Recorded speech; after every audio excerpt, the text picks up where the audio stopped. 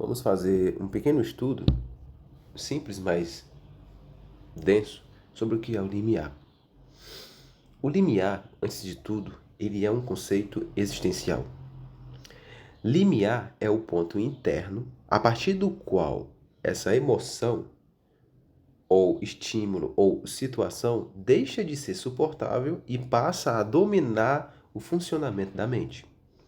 Ou seja, o problema não é ele em si, e é o ponto em que o problema atravessa a fronteira da razão e assume o controle emocional.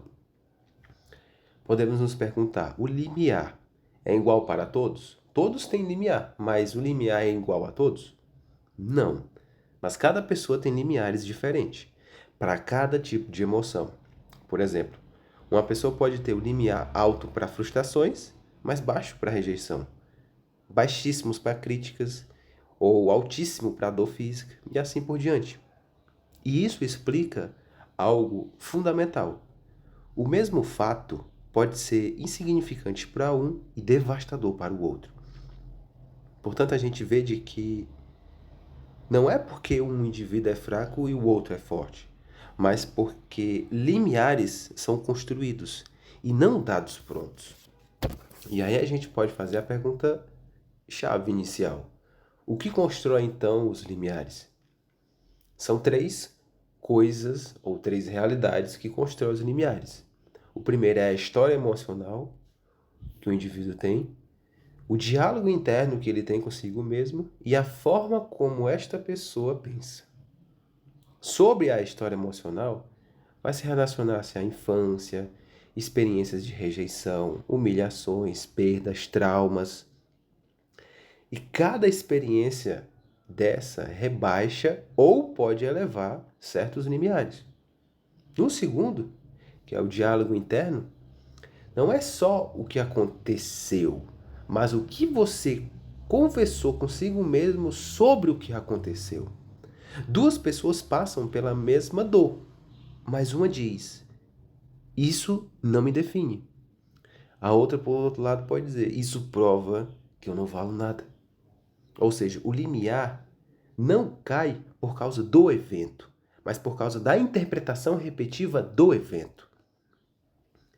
E é o terceiro ponto, que é a forma como a pessoa pensa. O Augusto Cury fala dos pensamentos acelerados e da hiperconstrução de cenários negativos. Quanto mais a mente antecipa as tragédias, rumina erros, revive ofensas, mais o limiar vai sendo desgastado. Então nós podemos chegar agora no coração desse conceito, que é o que acontece quando o limiar é ultrapassado.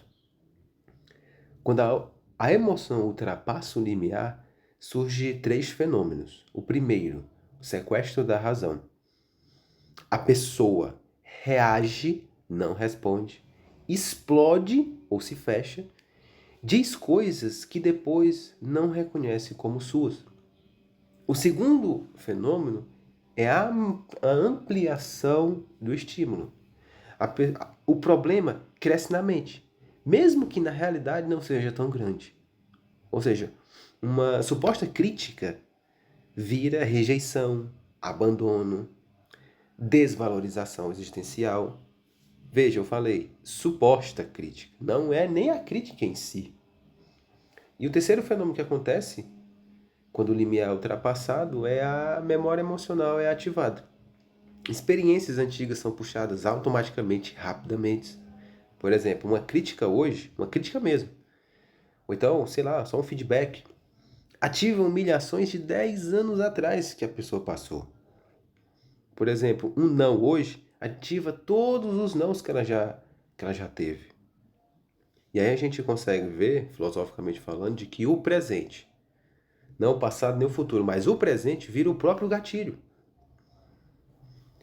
E aí a gente pode aprofundar isso entendendo tipos de limiar que você pode ter, que eu tenho, o que pessoas tenham, né? São três tipos. O primeiro é o limiar baixo. O indivíduo se ofende com facilidade, reage impulsivamente, vive emocionalmente cansado, E aqui a gente vê de que isso não faz parte da personalidade em si, mas foi um limiar que foi construído através desse jeito. Então, pode acontecer que tal pessoa viva a vida toda assim e não reconheça isso, ou uma parte da vida, ou simplesmente uma semana, né? E geralmente, o que há quando a pessoa age desse jeito, quando ela está com o limiar abaixo, ela tem uma autocobrança excessiva, necessidade de aprovação e medo de errar. O segundo tipo de limiar é o limiar rígido, aparentemente alto. A pessoa não chora, não reclama e engole tudo. Mas só que isso é um pouco perigoso, porque limiares rígidos não são saudáveis, porque simplesmente não reagem, não choram, não reclamam e engolem tudo. Eles são também doentios e eles têm um problema a mais, porque eles explodem ou estouram de uma vez. E o terceiro limiar, que é o flexível, que seria o ideal, a pessoa sente, mas pensa antes de agir. Sofre, mas não se deixa perder-se. É impactada pelas emoções, mas não dominada por elas. Ou seja, ela governa as emoções sem negá-las. E foi isso.